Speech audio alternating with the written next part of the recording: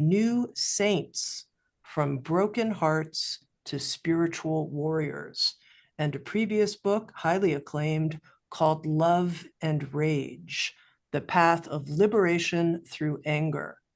Seane Corn is an internationally acclaimed yoga teacher, author, and public speaker. She's been at the forefront of yoga activism and community service for more than 30 years. With Sounds True, Seane Corn's the author of the book Revolution of the Soul, Awaken to Love Through Raw Truth, Radical Healing, and Conscious Action. Seane and Lama Rod, welcome. Welcome, friends. Thank you so much, Tami. It's great to be here. That's wonderful. Right here at the beginning, if it's okay, what I would love for both of you to begin. I think many of us are trying, and I'll speak for myself, I'm trying to orient myself, sort of find a GPS, if you will, internally at this particular time of so much accelerated change in our world. And I'd love to know from each of you how you're orienting yourself specifically in this time that we're in. Mm-hmm. Lama Rod, you want to go first? Sure. I am so used to change. Right? And to upheaval. I came into spiritual practice because of so much change happening in my life, right? And so I just expect change always, you know? But even beyond that kind of expectation, I do the basics, right? It's returning back to the earth. Like I need to find a way to ground. I need to find a way to roots, right? I think when you get a little like disrupted, like it's easy to panic and it's easy to react to like the panic and to the crisis or the lack of safety that maybe many of us are perceiving, right? And so in order to really hold that, I have to return back to touching the earth, like feeling the groundedness, the density of the earth, the weight of my body, right? I have to feel something rising to hold me. And when I reconnect like that, then I'm able to feel grounded enough to open up, to begin to explore, to get curious about what's happening around me, right? But I think ultimately, I think in moments like this, not only do we feel disrupted, but our sense of self is also super disrupted. Like, who am I? This is who I thought I was, but now things have changed. Who am I? Right? And for me, I think it goes again back to the sense of like, okay, I want to feel grounded. I want to feel held, right? And I often tell people to call in the resources that they need, their communities, beloveds, right? Places where we feel safe and taken care of, right? Including connecting to the earth as well, right? And that stabilization is incredibly important for us to move forward with a sense of clarity, as to how to respond to what's happening, not just react, but to respond in a clear, caring way for not just for ourselves, but for everyone. Seane? I think what I'm hearing from that question ultimately is like, how are we? Which is a question I appreciate because as being a teacher and a leader in the community, I find myself often checking in with other people and saying, how are you? How's your family? How's your life? How's your health and wellness? How are you practicing self-care? What's going on in your world? And it's often more rare, and I'm often taken by surprise, pleasantly surprised when someone looks me in the eye and just says like, so how are you doing? And so when you first approached that, you didn't say the words, but that's what I heard, like, how are you? And I'm always struck by that because as a teacher, one of the privileges of teaching is the bypass that can come from actually having to avoid that answer. I can deflect really quickly and not put the attention on myself and make sure I'm tending to others. But that avoidance I know is really problematic. So I'm going to take a moment just to answer that question. How am I? Big scheme of things, I am doing very, very well. Big scheme. Since the pandemic, which I don't believe, the lockdown and the pandemic, I don't believe that we have yet culturally healed from the trauma of the misinformation, the division, the loss, the death, the grief, the overwhelm, the loss of identity, the loss of first kisses, of burying your parents, of weddings. There's so much shift and change that happened during that time that was beyond really any of our lived experience. We were all kind of in it together and fighting in some cases for life.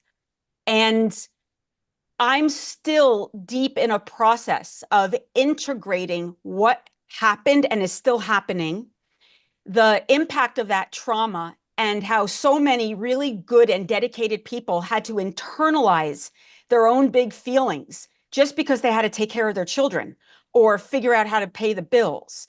And so the rage, the fear, the grief just went underground.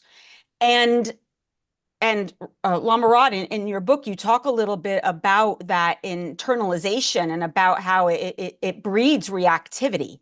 Yeah. And that's what I see, not just in the people around me, but within myself.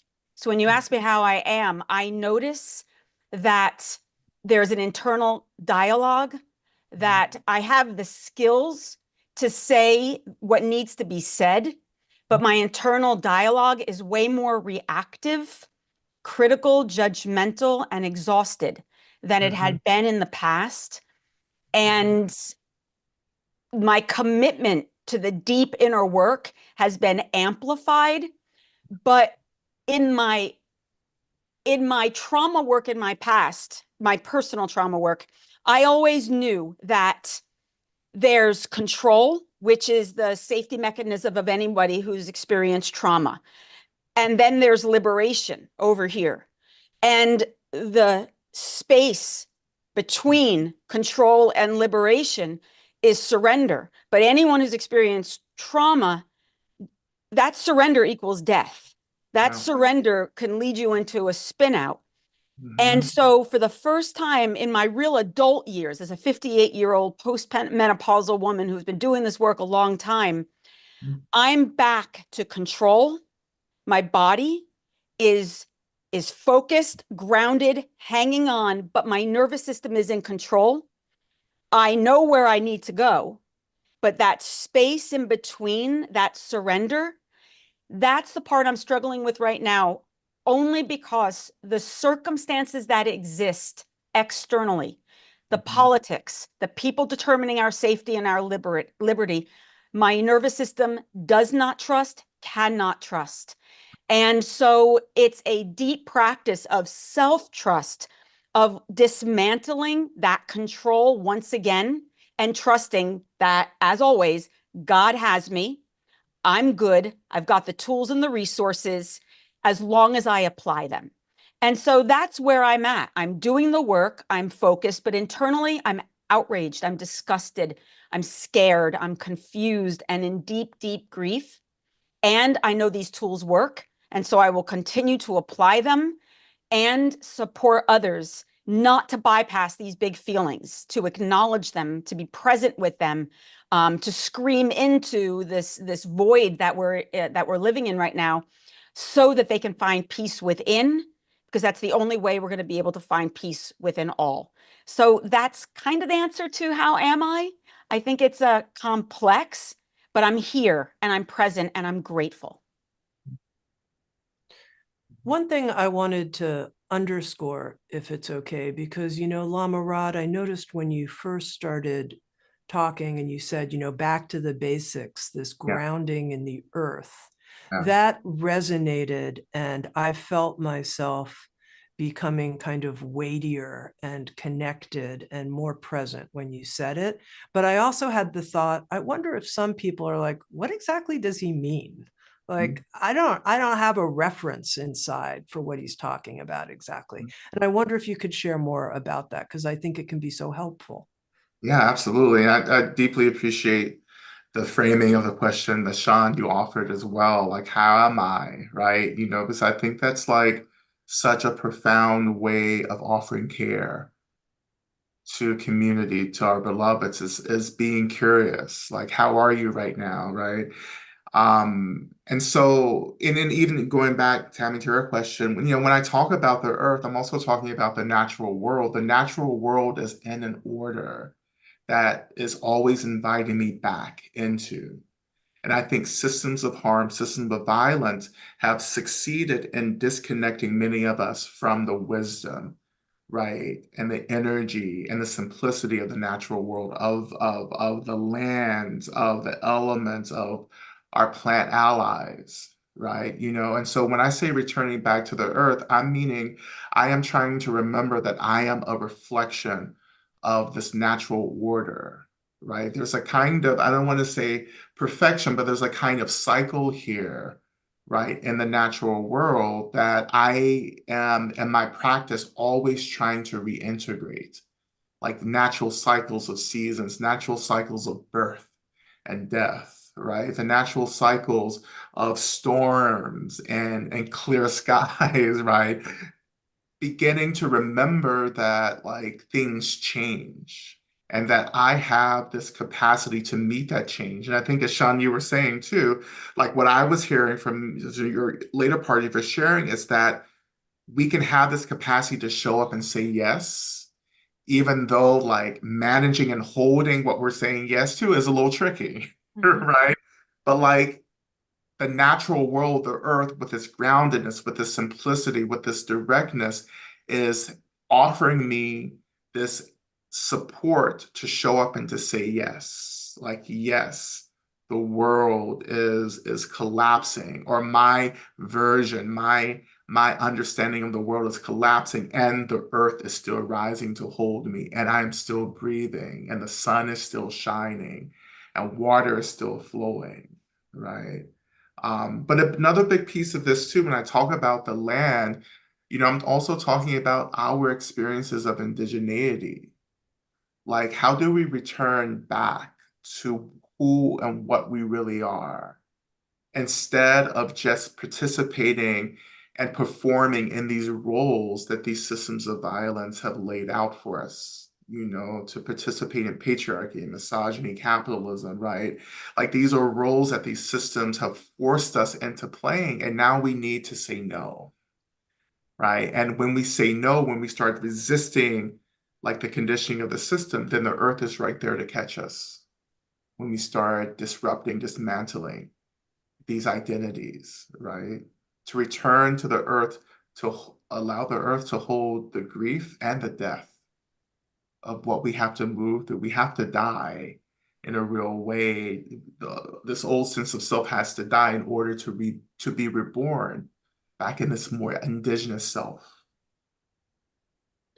And I also want to just bring forward for a moment and highlight, Sean, your gift of, as part of the subtitle of Revolution of the Soul, raw truth, the power of raw truth. You are so gifted as a raw truth teller. And in being one, you give us all permission to share how we are and the raw truth of how we are. And so two of the things you pointed to, I want us to talk about because I think they're so important. And I really think, Lama Rod and Seane, you're two of the best people I know to talk about these two ways we are, which is heartbroken, grieving, I'll call that one, and outraged. And I think these are two challenging emotional experiences that people are working with. And I want to learn from you both about both of these, my heartbreak and my outrage, and how to be skillful. That's, for me, that's what I want. I want to be skillful. So help me. Well, before I go there, I do want to take one moment because I didn't have a chance to say this to you, Lama Rod, but I really want to acknowledge your book, and this really does connect us back to heartbreak. And also, I'm having such a kind of a full circle karmic moment. I often talk about within my own spiritual practice, a man when I was very young who introduced me to God as an atheist, as a young person. I worked in I worked in a gay sex club in New York City back in the 80s called Heaven. And this part of the story is insignificant, but the man was a queer Black man, bald with a goatee, wore glasses, who died of AIDS. But he was the man who took me by the hand and helped me to understand God in the light and in the shadow, in the heartbreak and in the loss and in the glory, in the sex that was happening all around us at all times, and in the people protesting on the streets, and in the saints and the sages. And it helped me break away from a paranoid, superstitious relationship with the divine and experience spirit in all aspects of life. Billy is someone who's very important to me, even though he's gone. And so seeing your face, when you came on the camera, when we first popped on, and even on the cover of your book, I was really struck by this full circle moment. I'm the age now that Billy was when I met him, 58, and you're a little bit younger. And it makes me think, I think of him as an ancestor and how incredibly proud he would be that you get to be a voice in a way that he could not be at that time because of the stigmas and the prejudices and the biases that exist for queer men, and men with AIDS. And so my heart breaks for what couldn't have been for Billy, but is broken open for people like you who come forward and bring books like this to the world. And I think that the idea of the new saints, and that was something that Billy was trying to help me to understand back then, that you didn't have to give up your grit and your rawness and your life and your love and sex to be holy. That holy was within everything. So I read your book when I was in India post the election. It sat next to the bed. I brought it with me. And after the election, which was both a shock and not a surprise at the same time, but my heart broke once again. And that heartbreak is cumulative. It's not just broken in the moment. It's broken for the years and the years and the years of oppression and white supremacy culture and trauma and all of it. And I reached over to your book, and I didn't know what to expect. I didn't really have a lot of thought to it. And your very first line, which was, I am a new saint, which I liked right away because I was like, look at him. He's just declaring it. No apology, period at the end of the sentence. But then I am also a queen. However, that may be subject matter for another book. And I thought, I'm going to like this. I'm going to like this book a lot because I know you're going to tell the truth. And my experience of your book, and I hope everyone who's listening takes this to heart, we are in a new time, a progressive time, and a time that should not be performative or apologetic, that requires skills and humanity. And humanity is complex. And you acknowledge those complexities, not as if there's something to transcend, but there's something to be in relationship to. And that until we can take accountability for our own humanity, including our shadow self, including our own racism, bigotry, internalized white supremacy beliefs, all of that, we cannot initiate change. And so I got so much from this book, and I'm going to continue reading it. I underlined a bunch of parts, which maybe at some point I can get you to talk about a little bit. But it's books like this and authors like you and people whose lived experiences are on the margins, who, because of the systems that exist, you have to work tirelessly to find the words and the courage so that people like me and many other people who can't necessarily articulate it in the same way because of our own lived experience have a resource that can help move us forward. So yes, my heart is broken for 1,000 reasons. I see the direction that this world will go in, especially for people of color, for queer people, trans people, young women. This is a rollback. It is a step backwards. It is shockingly predictable in white supremacy culture. I cannot believe that we as a society are still in this place of fear of difference and other. And I also recognize that there are more and more people doing yoga, practicing meditation, praying to God, reading good books, being in community, and doing their deep inner work. So as dark as this world can get, there are average and ordinary people who are becoming light workers, the new saints, as you put it. And the more and more of these new saints that come forward, perhaps this dismantling has to happen in order for something new to be emerged. I just pray to God. I mean, I know people are going to die. I know people are going to suffer terribly. That is the reality that we are in. I just hope that the sacrifice that their lives make can, for generations that follow us, can be a manifestation of the world that we all deserve, one that is liberatory and loving, but it requires each individual. So I am heartbroken, and I'm also hopeful. I have to be, because if I wasn't, I wouldn't get out of bed. Can I just want to say first, Sean, thank you so much. I am so moved because you're recognizing something that a lot of folks don't recognize, and which is that I am so rooted in the AIDS epidemic and with the lives of the men who died, right?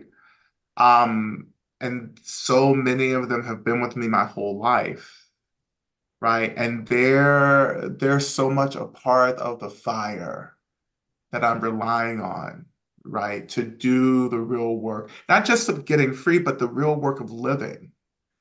Like they remind me that I am supposed to live, right? In all of this complexity and all of the violence and everything that we have to struggle with, I am to live with a loving heart, a courageous heart, with a joyful heart, right? And their wisdom has been with me, and I've been channeling their wisdom so much in this work, particularly in the new saints, right? So hearing that, I feel so deeply validated, right?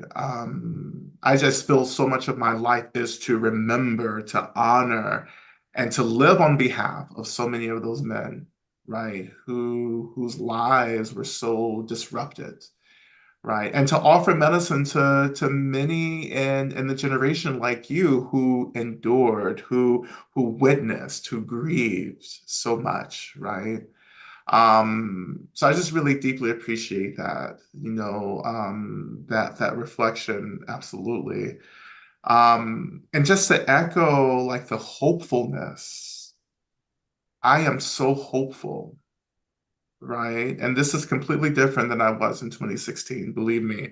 I was not terribly hopeful, right?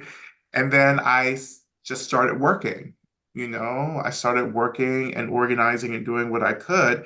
And so getting to this point 8 years later, I'm like, no, this is we are meant for this time. I am here. I chose this time to be in. Yes, and this is difficult, right? We will lose people. Not everyone's ready for this really hard work, but enough of us are. And enough of us are getting ready now, right?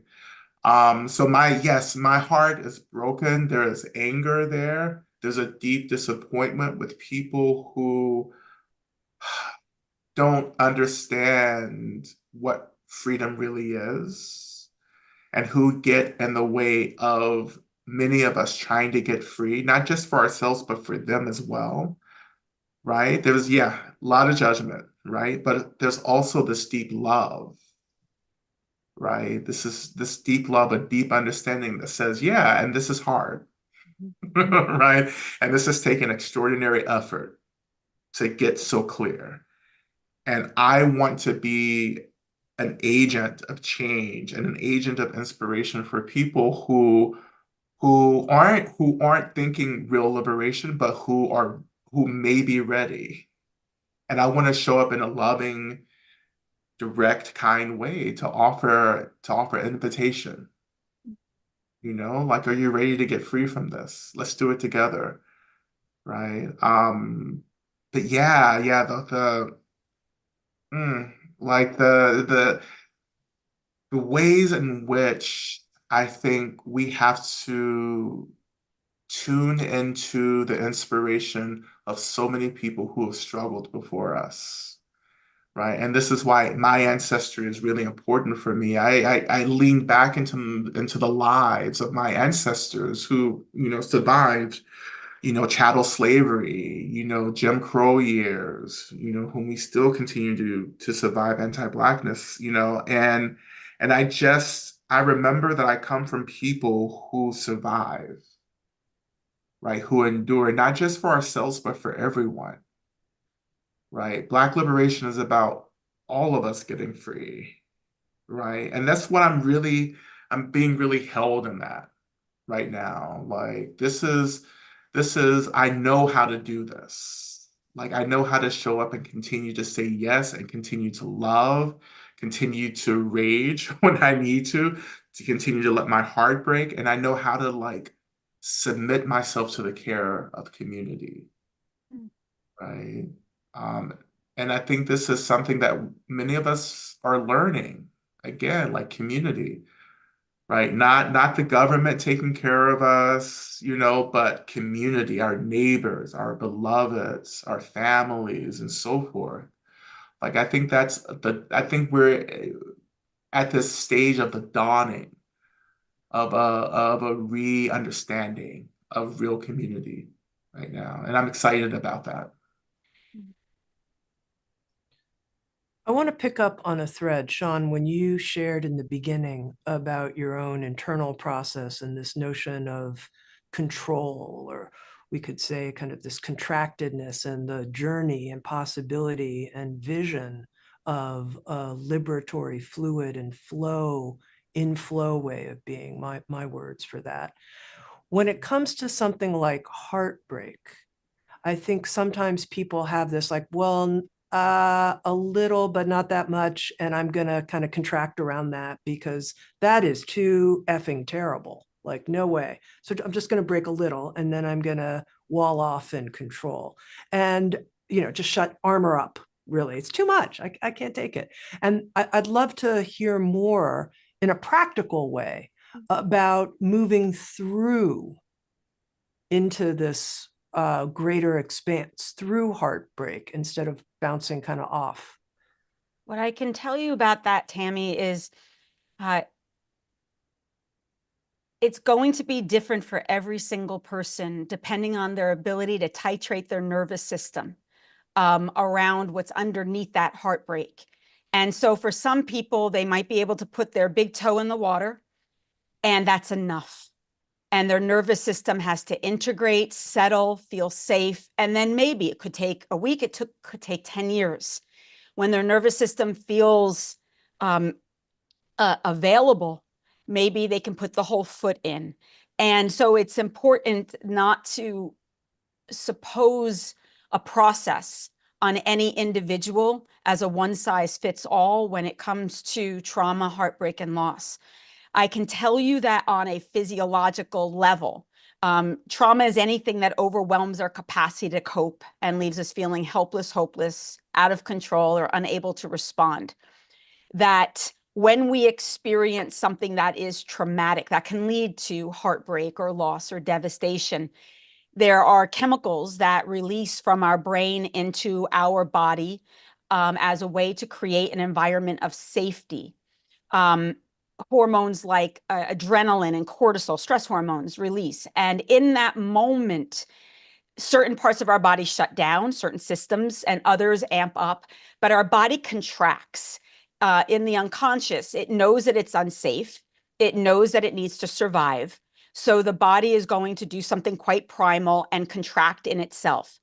In the practice of yoga, we understand in that moment that trauma is now a samskara that lives within the body as a lived experience and as a perception.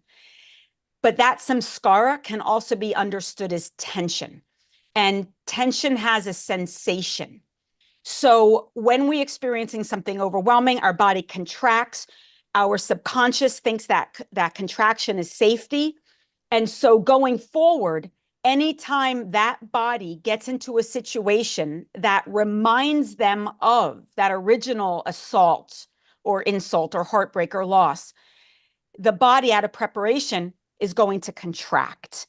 And that contraction is cumulative each time, whether it's the loss of a pet or a child going off to college or a loss of a job or racial terrorism, cumulative, cumulative, cumulative, until we're so bound with this tension that it feels normal. The sensation feels so familiar that we get addicted to that. What doesn't feel familiar, what feels unsafe, is the release of that tension. So we've got the control. Now, as yogis, as practitioners, we know that control is fear. That control is disease. That control is alcoholism. It's drug abuse. It's domestic violence. All the ways in which we will anesthetize ourselves so that we don't have to feel what's underneath that control. But we're on a liberated path. We have to get to this side. But here, no one can do this for you. To get from here to here, you can be guided, you can be inspired, you can use great resources and books, but only each individual has to put their toe in the water and take that deep breath and rage the rage of their ancestors and their lifetime and process what's happened and discharge the energy. But it's scary when you don't have support or community or a mirror that tells you this is freedom.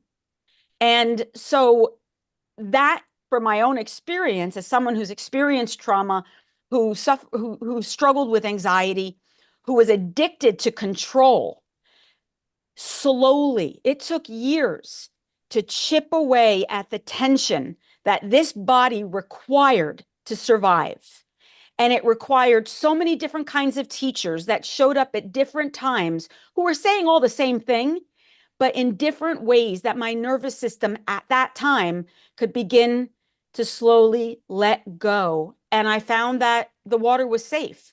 Now, there's still moments my body will contract, but the rate in which I stay in that contraction gets shorter and shorter and shorter. I don't crave the sensation, even though the familiarity is somehow soothing. But that contraction is reactivity. That contraction is judgment, isolation, otherizing. This is love, is compassion, is empathy, it's unification. But this part is what requires teachers and support and elders and prayer and faith and practice, because it'll feel like dying. And it is, to your point, Lama Rod, it is a death of an ego, a death of identity, a death of attachment. Who am I if I'm not in control? And the practices of yoga give you the practical skills to help you to titrate your nervous system over the course of many, many years, where suddenly the sensation of control feels toxic and the sensation of liberation feels familiar and welcoming. And so that's my response to that question. I hope I answered it. Extraordinarily helpful, Sean. Thank you. Lama Rod, I wanted to follow up with something because Sean gorgeously talked about opening up the new saints and reading that first sentence, I am a new saint. And I thought to myself, I wonder if there are people who are joining us who are saying, what does it mean to be a new saint anyway? What is that? What's he talking about? Well, on the surface level, it's just a little gimmick that I'm putting out there, because we all need a gimmick. But no, it's more than just a gimmick. I think for me, and New Saints is rooted during quarantine in 2020 after the killing, the murder of George Floyd, right? When I was just really, just in the media and just like trying to, to just provide a perspective. right? You know, I was the Buddhist showing up talking about how we needed to act up and resist, which is probably not why they were calling me to do anything. You know, they were probably asking me to like talk about being calm and being settled. And I was like, I'm just not that kind of Buddhist. But I kept finding myself in these interviews in these positions, and I said, "Oh, this is pointing me towards something, a new reiteration of something that I have been deeply moved by, which is rooted in the Bodhisattva tradition of Buddhism, which is the spiritual saint, the spiritual warrior, the person who or the being who comes and says, I will be an agent of liberation for all beings, and I will go to places that are difficult." And try to help. And I will continue to make that choice over and over and over again till everyone's free, right? And that's just kind of the overview of the Bodhisattva tradition. And then I said, okay, there needs to be something a little more practical, right? Because that seems really grand and really lofty. And my experience of the Bodhisattva tradition is this really hard work of showing up to the complexity of my body, the complexity of my trauma, to the complexity of being in a relationship with other complex beings, right? And I kept asking myself, what does this look like for people right now as the world is shifting, right? And then that's where the phrase new saints, like we have to reclaim this idea of sainthood, but to reclaim it to make it practical, not like grand, romantic, and too spiritual, right? But a new saint is someone first and foremost who gives a shit. Mhm. And I think that I think that is apparent that a lot of people don't give a shit, right? And not just give a shit about themselves, but give a shit about everyone. We need people who care about the well-being and the safety of everyone, right? So first and foremost, to reclaim that sainthood, you have to start caring. And then after that caring, we have to figure out what our work is. Like, what is my work? Right? What is my work as a cisgender, Black, queer man, Buddhist teacher, and all these other intersections? What am I supposed to be doing, right? Opposed to someone else with different identity locations. So how do I go to my front lines and do what I'm supposed to do, right? And then how do I keep showing up and doing that? Right? Like over and over and over again. I think that's really hard because I think we want something sexier and grander, you know, and more exciting. But real liberation work is kind of monotonous, right? It's showing up over and over and over and over again, saying yes, responding to what needs to be responded to, offering care to what needs to be offered care to, right? And to make this idea of sainthood uh, a lived experience rooted in the body, rooted in relationships, like rooted in like you know, just like a face-to-face, one-on-one interactions and relationships, like not trying to bypass anything, but trying to come into the truth of what it means to struggle together to get free from both systemic harm and also to get free from suffering and to get free ultimately from delusion and misunderstanding of what we are, right? Um, and that, you know, it's practical, or, you know, it's just a practical embodiment of a tradition that many of us have felt disconnected from, right? Sainthood, bodhisattvahood. Let's just make it practical, like basic. Let's make it just, this is about caring and doing work to get free, period. Well, Lama Rod, I'll say that when I read that after the election results came out, and I felt that in my body, just like, you know what, fuck it, I'm done. I'm just done. I'm not doing this anymore. I'm going to check out for the next 4 years. I'm going to stay in India with my family. You know, I'm just done. I'm exhausted. My body hurts. Um, I feel defeated, disgusted. If this is the way America wants to be, fine, have at it. You know, let us know how this all goes down. And now, someone like myself, in the body that I live in as a white woman of privilege, it's easy for me to say that because in the big picture of things, my life's not going to change too much in the next 4 years. Um, when I picked up your book and I saw The New Saint, and I started to read the first, second, third, and then the fourth about what a new saint is. The fourth being the new saint embraces rather than bypasses the complexities of identity. The new saint uses their identities as a way for other beings to connect with them, as a way to build trust in liberation work. Identity becomes an expression of the sacred. And you go on, but I remember reading this shortly after I had the, fuck it, I give up, my life's not going to change too much. Yeah. But I always have to remember my trans friends and my Black friends and family and the people that I know who are younger, who are going to be dealing with reproductive care in a way that is not on my radar in the same way any longer. These are people I love, not in a romantic way. They're in my community. They will suffer every day. They will walk out every day and wonder if today is the day they're going to get jumped in a bathroom, beaten up, thrown in jail, incarcerated. And I remember them often saying to me that the biggest challenge that when you become an activist is falling in love with those who are perceived as other. Because once you fall in love, then you have skin in the game. And it becomes the responsibility of you as a friend, as a family member, to show up.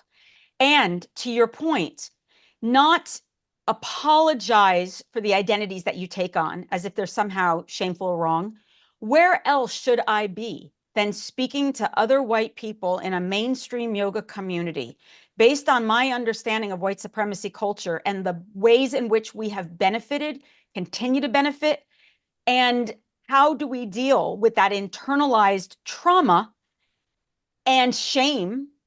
And it's in your book too, when you get to the place of Snoel, I'm not sure if that's how you're pronouncing it, but Snoel. is ownership, is not, I'm not going to apologize for my whiteness.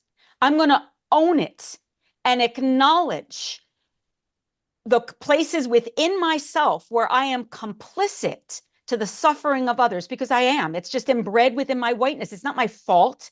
It's systemic, it's cellular. But once we can come to a place where we can acknowledge this, we can begin to transcend and do the deep work. Your book, not necessarily in the way that I just framed it, but when I was reading it, I was like, yep, I am a new saint. And so are so many of my friends who would never, ever be comfortable using that terminology. But it reaffirmed for me. I was like, yeah, fuck this. I am a new saint and I am going to show up and I'm going to do my work. And you also have a whole part in here after you talk about the yoga of the new saint. But what really struck me is the 7 sorrows of the new saint. And if you don't mind, I'm going to read them out because I think it's really important. This is why people don't do the work. This is why we don't show up. We will leave people behind. Much of our labor will go unseen. We will be misunderstood. We will have to figure out what we need. We will disappoint people. We will always embody the potential for violence. We will make mistakes. No one wants to do any of that. And yet it is a part of the gift and the privilege of collective liberation to acknowledge that these sorrows exist, these challenges exist, and we do the work anyway. So your book gave me an opportunity to remember my Dharma, my commitment to that Dharma, the complexities of that Dharma, and that it's messy and that I will mess up.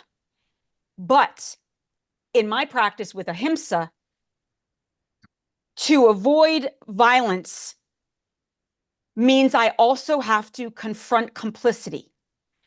Because if I'm turning my back on the suffering of others, that I am complicit to that suffering. Therefore, I am causing violence. And so by inaction is complicity.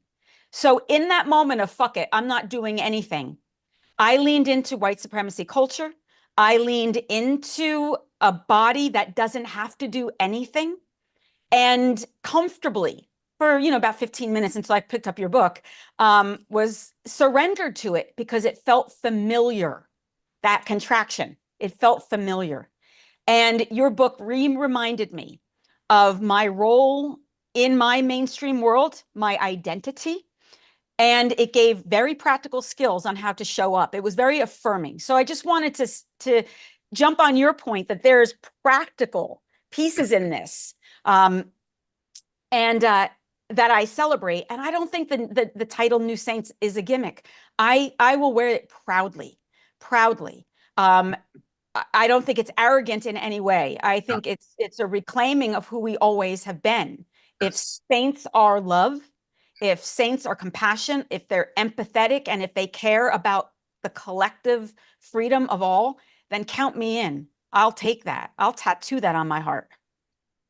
Yeah, yeah, thank you so much for that. And then the other piece here too is when we take on this identity as a saint, then we are having to elevate our sense of self, our self-validation. Like you have to really have a deep care for yourself in order to choose freedom. Yeah.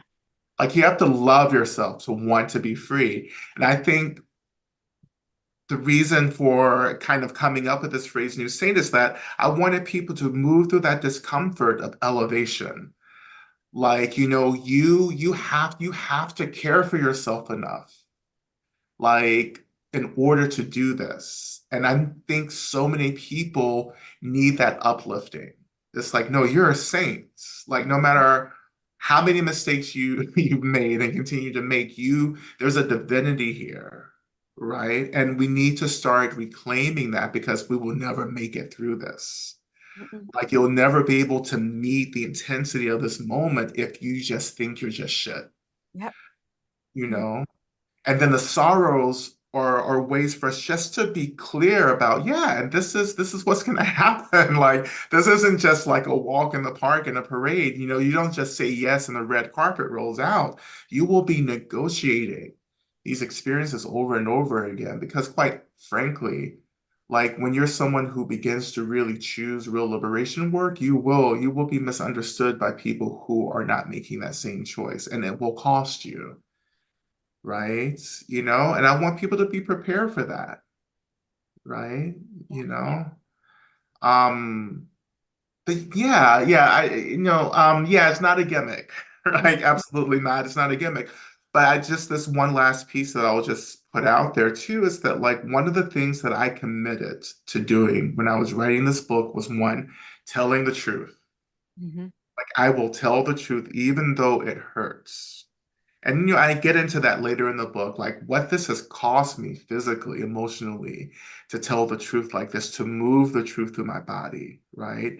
And another commitment that I made was that like I will not tell you to do something or advise you to do something that I am not being transparent about in my own practice. Like I will never tell you to do something that I have not done.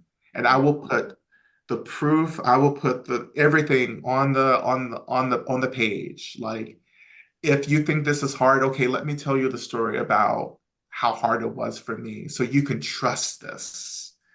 And I think spiritual teachers like us, like we're moving to the stage where like we have to be willing to put ourselves on the line in a different way. We don't need spiritual teachers hiding behind Dharma and teaching, saying, well, ideally, this is what you should be doing. But we need to be saying, listen, like this is what the struggle looks like. And you may not think that I'm well put together. You think I may be falling apart and really messy, but this is what the struggle looks like right now. And you may lose faith, you may lose hope in the teachings, that's fine.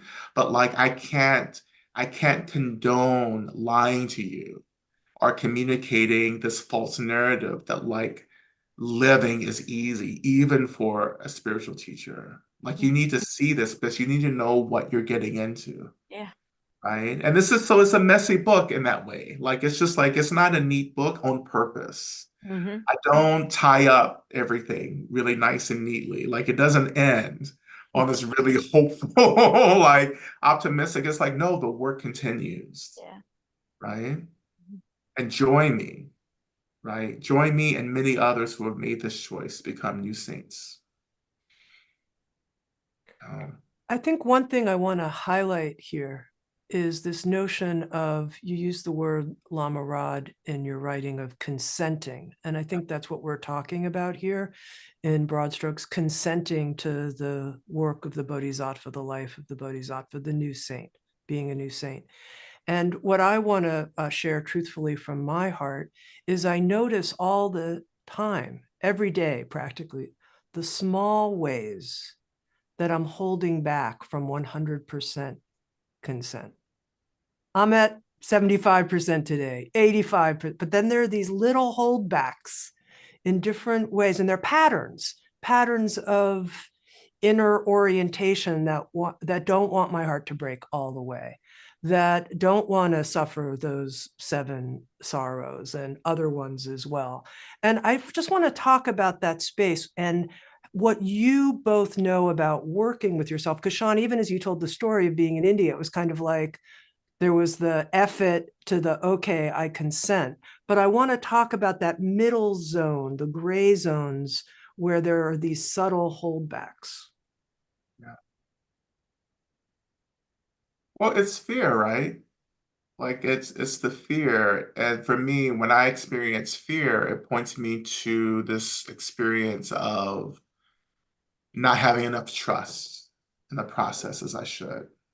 So when I'm holding back, it's really a matter of trust, and so I can note that, I can pay attention to that and feel really often where that's showing up in my physical body, right? But then in that moment, it's like I have to reflect on everyone who came before me, who made this choice, right? Who confronted the fear. And because they confronted the fear and they moved through the fear, they did something which altered like history, right? I think about the queens at Stonewall, who that June in 1969 was like, fuck it. Like what else is left? Like we need to start fighting back, right? And because of that, look at where we are. Look at what we have, right? I don't know. I get so much inspiration from remembering, you know, uh, just the great activists who themselves were full of fear, which is part of the New Saints tradition, right? It's like the New Saint is full of fear, but that's okay because we're learning how to have a different relationship to fear, fear to inform us, not to keep us back, but to show us where we need to do more work, right? And people are relying on us at the end of the day. Like my fear may actually, or my hesitation around fear may actually put other people's lives in danger, in ways that are complex or in ways that are very simple. But like I'm sensitive to that people are relying on me to embody a kind of fearlessness and a fierceness right now as a guiding light, as an inspiration. So if they don't see me making these choices, then that impacts their willingness to make these choices for themselves and for their beloveds. Thank you. Here, as we come to an end of this tremendously inspiring, I feel tremendously inspired, loving and liberatory exploration together, steady breath, steady heart, I wonder if, as a gift, you would each offer all of those who are listening a brief breathing-based, heart-steadying practice of some kind that we can use and reference in our own life. Whoever wants to go first. How many minutes? A few minutes. Okay. Lama Rod, do you mind if I Oh, absolutely. Absolutely. All right. So first, everyone who's listening, I want to thank you all so much for just being willing to pay attention to this kind of a conversation. I recognize that when we speak in this way, it can elicit feelings of affirmation and enthusiasm, excitement, and terror, um, uh, fear, or inadequacy. And so the first thing I want to invite everyone is to sit up tall and just take a very your deep breath in, whatever that feels like for you. So inhale through the nose and exhale through the mouth.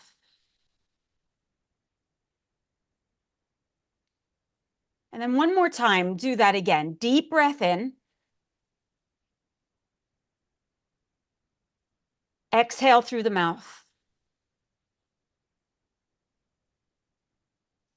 And now, keeping your eyes closed or slightly open, staring at a spot on the floor, if that feels more comfortable or safe for you, I want to invite you to feel whatever is touching the earth. Maybe you're sitting on a chair and it's the soles of the feet. Or perhaps you're in a cross-legged position and certain parts of your anatomy are making contact with the floor beneath you, your sit bones, one thigh, one knee, both ankles.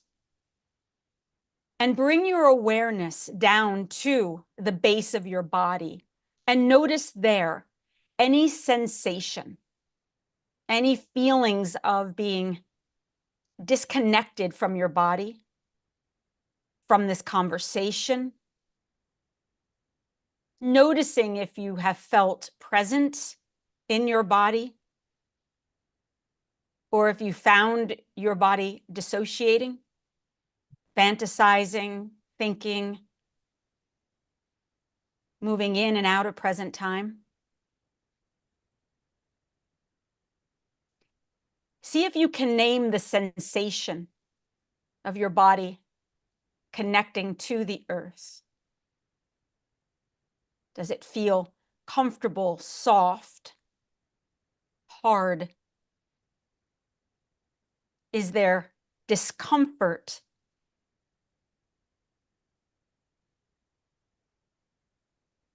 And take another very deep breath down into the base of your body, anchoring you in the here and in the now.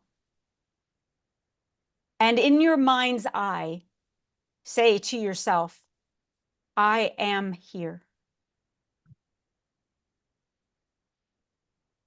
And as you ground down, elongate your spine.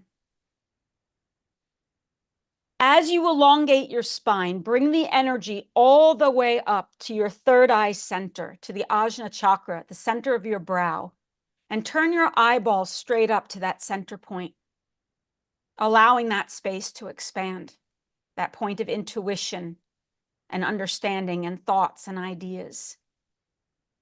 Intuition is not a gift, it's a skill.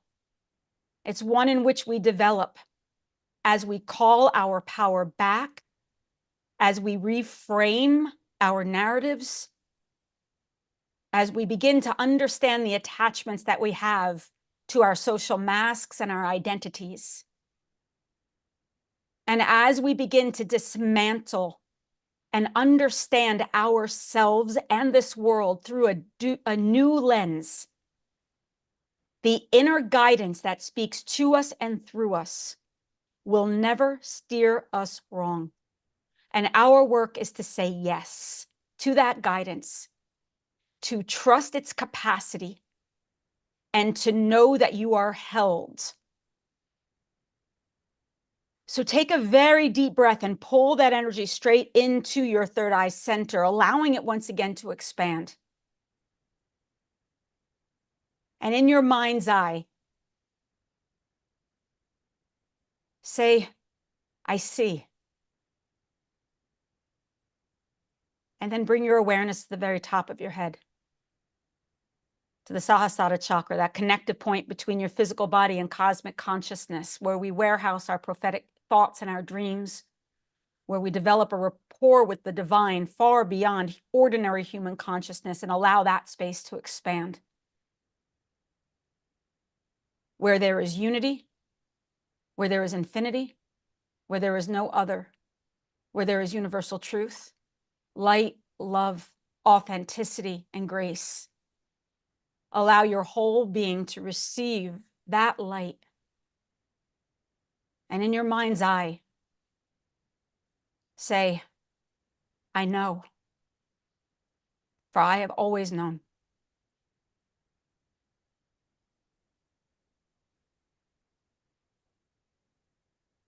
Take another deep breath in. Exhale it out through the mouth.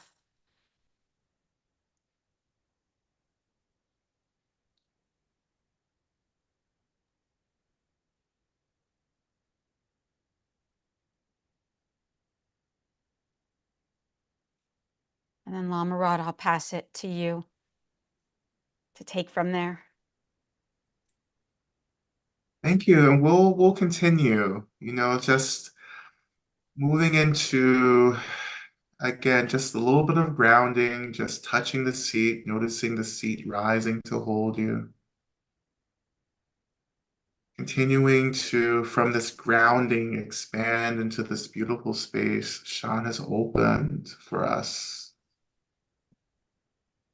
And as this space is opening, I really invite you to engage in a practice that I am working with often, which is the practice of just simply calling in the energies, the resources that we need right now. And particularly, I invite you in this moment to call into this energetic space, the presence, the energy, the consciousness of the great change makers, the great medicine holders, the great activists who have come before us, people, beings who have made these really powerful choices to not just care for themselves, but to care for all of us and the actions that they chose to get all of us free. Calling in these great beings and just feeling their presence, just awakening around you, inside of you. And you may not know who or what some of these beings are, but that's okay. As we open, we're just inviting any being who can be a source of inspiration, beings who have made difficult choices for the benefit of other beings before, just inviting them in and just beginning to feel not just their care and love, but also their courage, knowing that they have been where we have been before, where we are in this moment.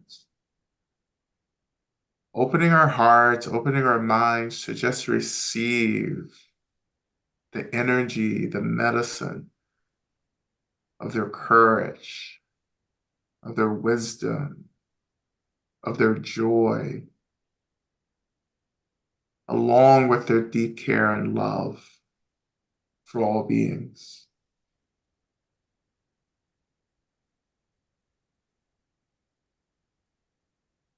Just filling yourself filled with this energy, this courage, all of which is freely offered by these beings.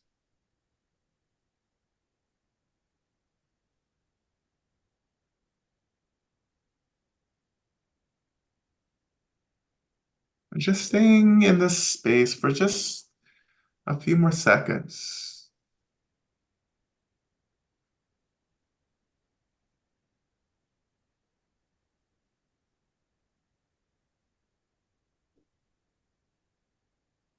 And again, opening, allowing yourself to deeply drink from this offering of courage and care from these beings who are now our benefactors. Let this courage inspire you. Let this courage motivate you. Let this courage remind you that we are not alone, that we will never be alone. When we choose to show up and to say yes, we are amongst and belong to an expansive, boundless community of beings working to get free from suffering.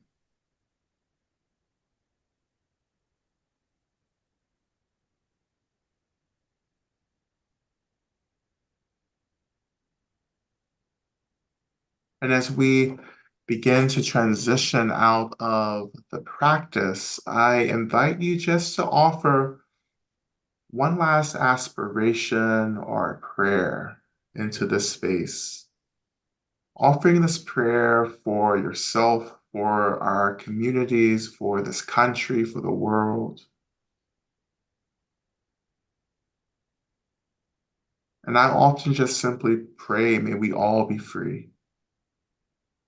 May whatever I'm doing in this moment, in this practice, may it deeply contribute to the liberation of all beings from cycles of violence and harm, so that we may remember our innate, awakened, liberated natures. May this be so as quickly as possible.